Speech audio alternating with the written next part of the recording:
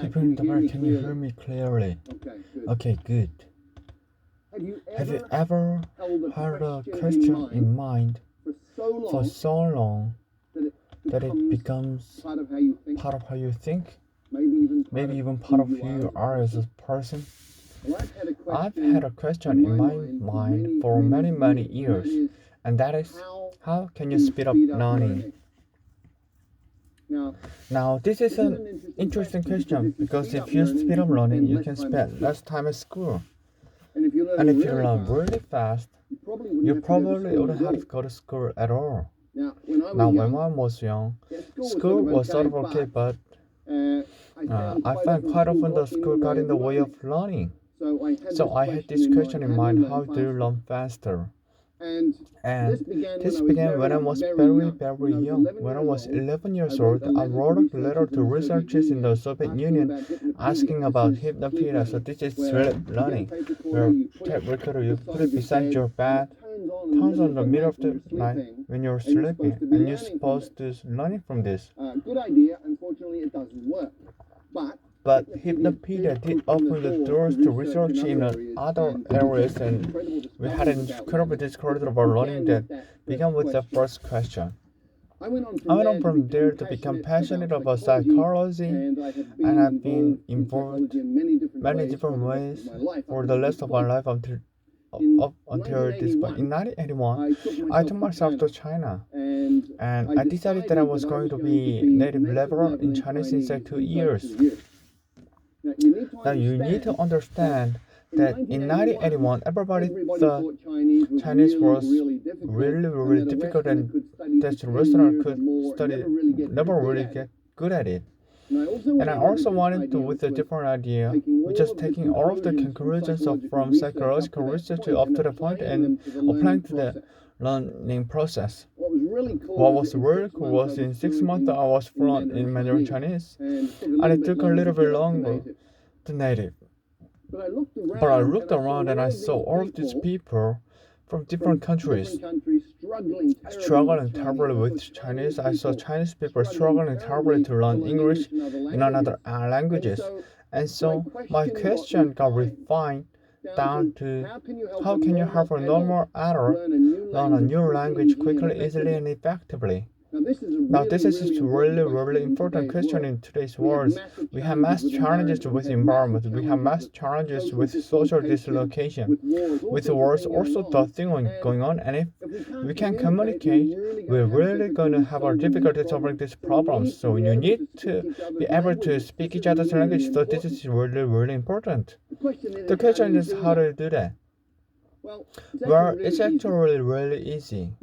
You look around for people already doing, you look for a situation already working, and then you identify the principles occur modeling. I've been looking at language learning and modeling language learning for about 50 to 20 years now.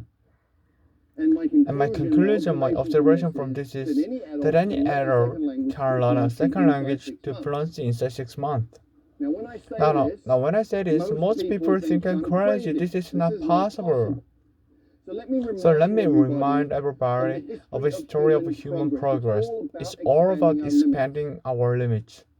In 1950, everybody believed that running 1 mile in 4 minutes was impossible. And then Roger Bannister did it in 1956, and from there it got shorter and shorter. 100 years ago, everybody believed that heavy stuff doesn't fly, except it doesn't. We all notice. How does heavy stuff? We reorganize the material using principles that we have learned from observing nature, birds in this case. And today, we've gone even further. We're going even further, so you can fly a car. You can buy one of this couple of $100,000 US, and now have cars in the world that fly, and different which one from scooters.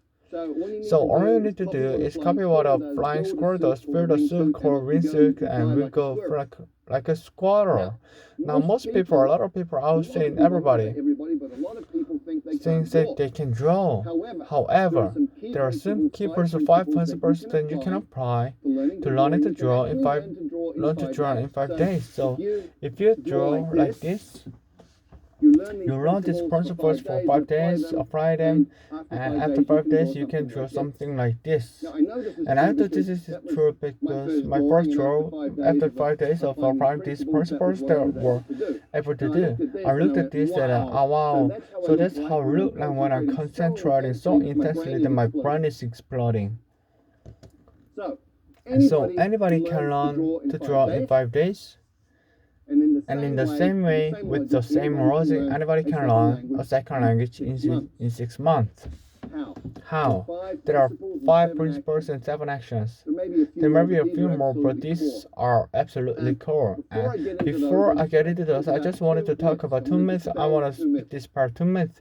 The first is that you need to talent. Let me tell you about Zoe. Zoe came from Australia, went to Holland, was trying to learn Dutch, struggling extremely a great deal. And finally, people were saying you are completely useless, you are not talented, give up. You're a waste of time.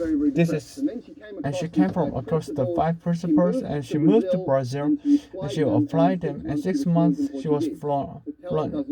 So talent doesn't matter. People also think that immersion in a new language is the look around Hong Kong. Look at the Westerners who've been here for 10 years who don't Chinese. Look at all the Chinese living in America, Australia, Canada, have been 10, 20 years and they don't speak any English. Immersion per se does not work. Why? Because drowning man cannot learn to swim. When you don't speak a language, you're like a baby, and which is all adults talking about stuff over your head you won't learn. So, what are the 5 principles that you need to pay attention? First, the 4 words. The attention, memory, relevant, memory. These interconnect very, very important ways.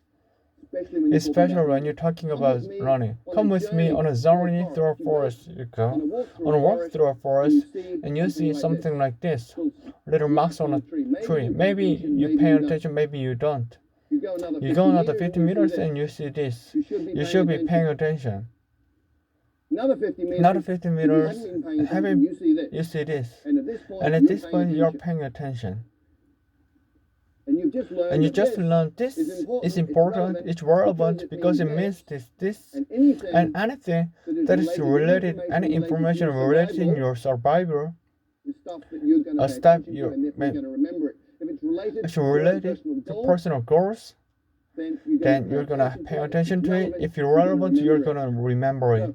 So first principle of learning a language is focus on language content which is relevant to you, which brings us to tools. We master tools by using tools and we learn tools fastest when they are relevant to us. So let me share a story. A keyboard is a tool. Typing Chinese a certain way, there are methods for this. That's a tool. I have courage many years ago who went to night school Tuesday night, Thursday night, 2 hours each time practicing, and hope she's been 9 months, and she did not learn to type. One night we had a crisis. We had 48 hours to deliver a training manual in Chinese. She got the job. I can guarantee you, in 48 hours she learned to type Chinese because it's relevant, it's meaningful, it's also meaningful. She's using a tool to create value so she can learn a language is to use your language as a tool to communicate right from day one. As a kid does. When I first arrived in Chinese, I didn't speak a word of Chinese. And on my second week, I got a train overnight. I spent 8 hours sitting in the dining car talking to one of the guys who took an interest in him for some reason, and we just chatted all night in Chinese. He was drawing pictures and making movements with his hands and facial expression, and piece by piece by piece, I understood more and more. What was really cool was 2 weeks later, when people were talking Chinese around me, I was understanding some of this. I hadn't even made effort to learn that. I observed it, then I on the train. Which brings us to the 3rd principle. When you first understand the message, then you will acquire the language unconsciously. And this is really well documented now. So comprehensive input. There was 20 or 30 years of research on this question, little on the field, have processed a sort of these different studies, and this is just from one of them. The purple bar shows the scores on different tests for language. The green and the purple people were people who had learned by grammar and formal study. The green ones on the comprehensive input. So comprehension works. Comprehension is key. And language learning is not about accumulating lots of knowledge. In many ways, it's about physiological training. A woman I know from Taiwan did great there with A grades all the way through. Went to college, A grades, went to the US. I thought she could understand what people were saying. And people started asking her, "Are you deaf?" And she was English deaf. Because we have filter in our brain that filter in the sounds that we are familiar with, and they filter out the sounds that languages that we are not. And if you can't hear it, you won't understand. If you can't stand, you want to actually hear these sounds. And you wish to do that. Physiological training. speaking. 잠깐. 아우. 이건 솔직히 말해서 조금 재미없어요. 뭔가 교육적인 목적이라서 좀 딱딱해. 노잼은 좀 잘 안 와다. 그래서 스티브 잡스가 필요한 거지. Thank you. I'm honored to be with you today for your commencement from one of the finest universities in the world. Truth be told, I never graduated from college, and this is the closest I've ever gotten to a college graduation. Today, I want to tell you 3 stories from my life. That's enough, there's just 3 stories. Today, I want to tell you 3 stories. The first story is about connecting the dots. I dropped out of college after the first 6 months, but then stayed around as a dropping for another 8 months or so before I really quit. So why did I drop out? It started before I was born. My biological mother was a young college graduate student, and she decided to put me for adoption. She felt very strongly that I should be adopted by college graduates, so everything was all set for me to be adopted both by a lawyer and his wife. They said that when I found out, they decided at the last minute that they really wanted a girl. So my parents were on a waiting list, got a call in the middle of the night and asked him, "We've got an unexpected baby boy. Do you want him?" They said, "Of course." My biological found out that later that my mother had never graduated from college and that my father had never graduated from high school. She refused to sign the final adoption papers. She only relented a few months later that my parents promised that I would go to college. This was the start in my life. And 17 years later, I did go to college, but I never really chose a college that was almost as expensive as Stanford, and all of my working class parents' savings were being spent on my college tuition. After 6 months, I couldn't see the balance. I had no idea what I wanted to do with my life, and no idea how college was going to help me figure it out. And here I was spending all of the money my parents had saved their entire life, so I decided to drop out and trust that it all worked out okay. It was pretty scary, but looking back, it was one of the best decisions I ever made. The minute I dropped out, I could start taking the recurrent classes that didn't interest me and began dropping on the ones that looked far more interesting. It wasn't all romantic. I didn't have a dorm room, so I slept on the floor in friends' rooms. I returned Coke bottles for the fancy deposits to buy food with, and I was just several months ago. 지금 원금 work at the Howard Cruise Temple. I loved it. And much of what I stumbled into by following my curiosity and intuition turned out to be priceless later on. Let me give you one example.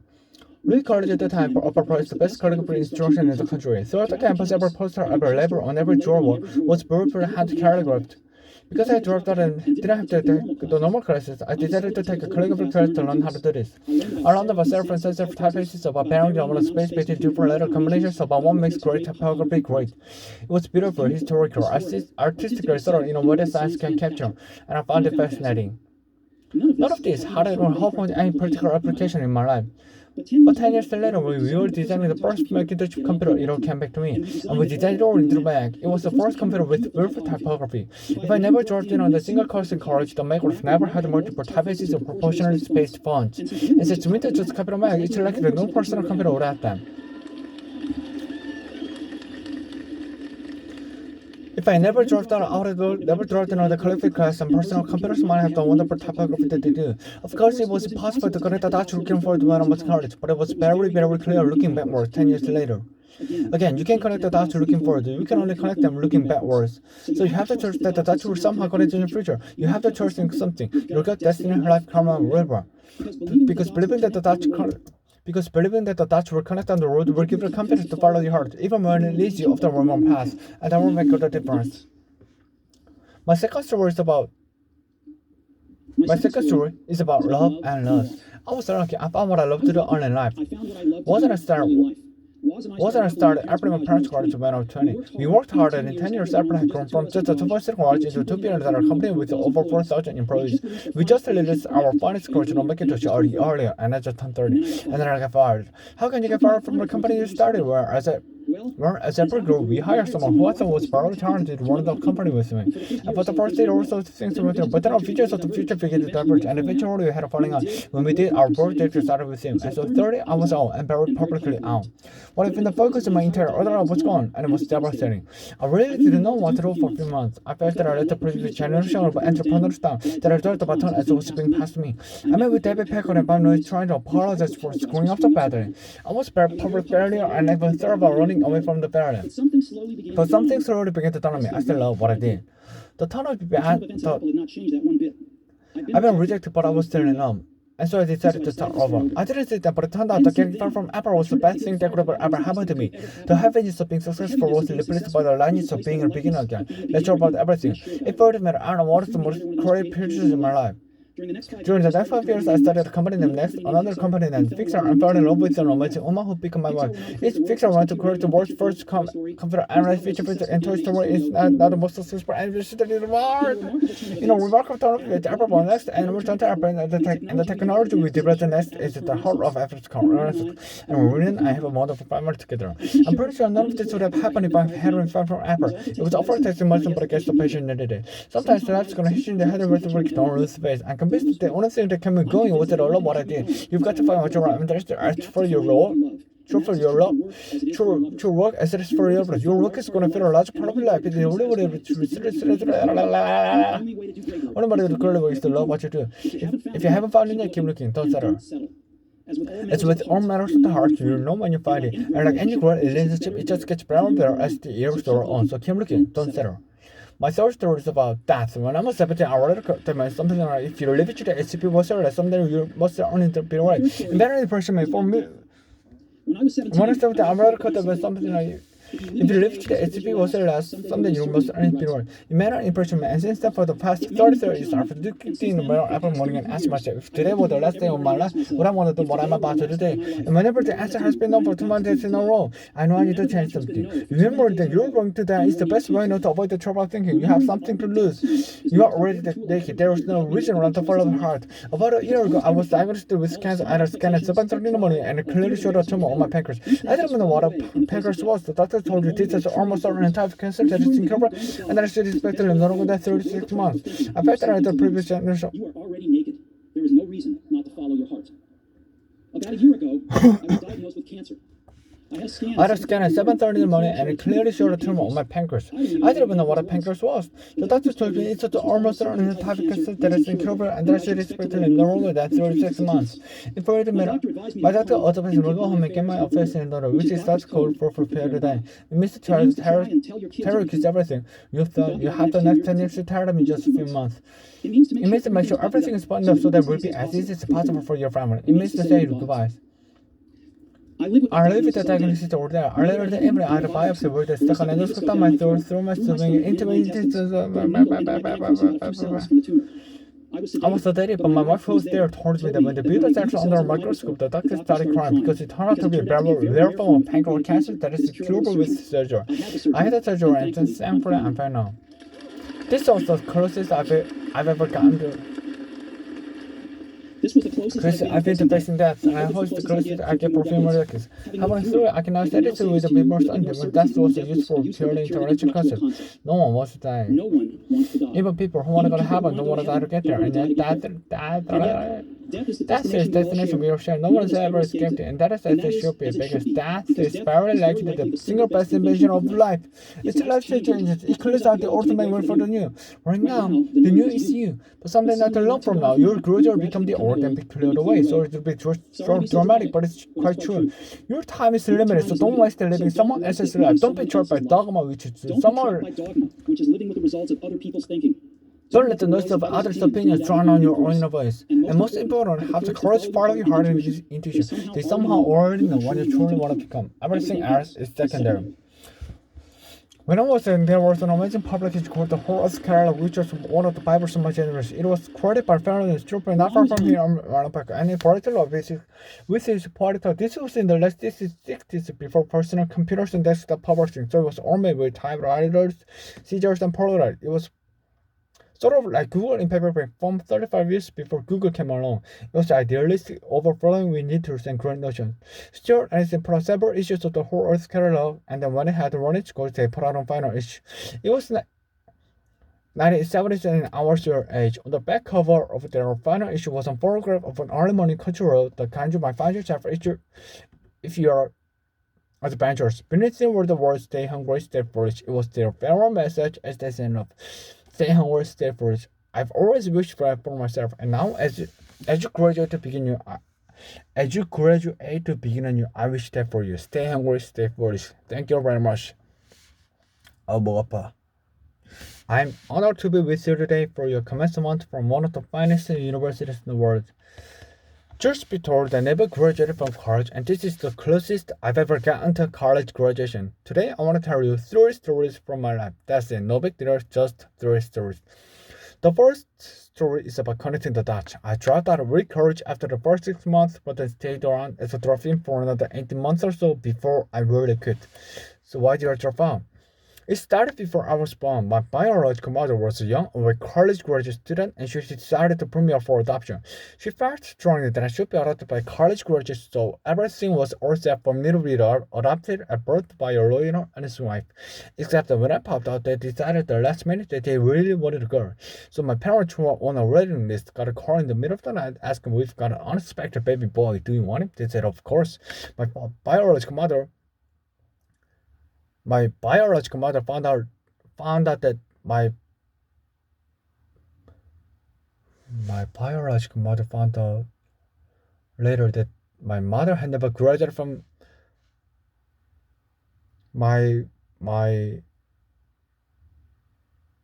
found out later that my mother had never graduated from high school.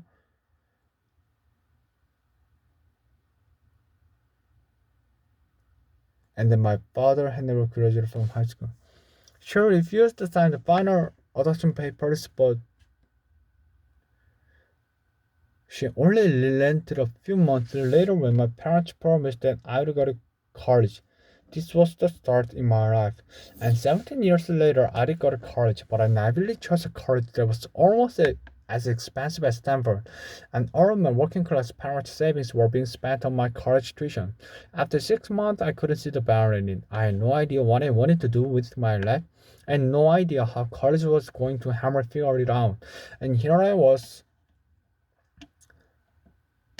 spending all of the money my parents had saved their entire life. So I decided to drop out and trust that it would all work out okay. It was pretty scary at the time, but looking back, it was one of the best decisions I ever made. The minute I dropped out, I could stop taking the required classes that didn't interest me and begin drafting on the ones that looked far more interesting. It wasn't unromantic. I did have a dorm room, so I slept on the floor in friends' rooms. I returned Coke bottles for the 5-cent deposit to buy food with, and I walked the 7 miles across town every Sunday night to get one good meal a week at the Hare Krishna temple.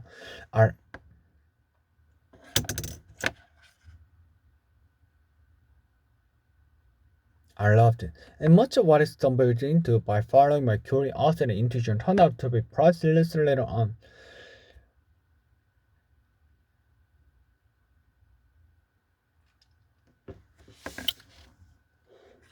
priceless. 오늘 그만. 24분이나 했네. I studied so hard. What time is it? This is 8:57. March 1st day. We called 3.1절. Which means our ancestor did independence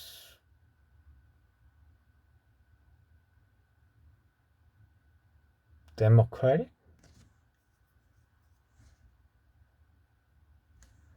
against Japan. So we are congratulate this day. So today's we don't go to work, although it's Monday. So I did my best today English study, and I did more than I planned. Anyway, bye. Tomorrow I will study again, and tomorrow maybe around 10 minutes as usual. Nice, good job.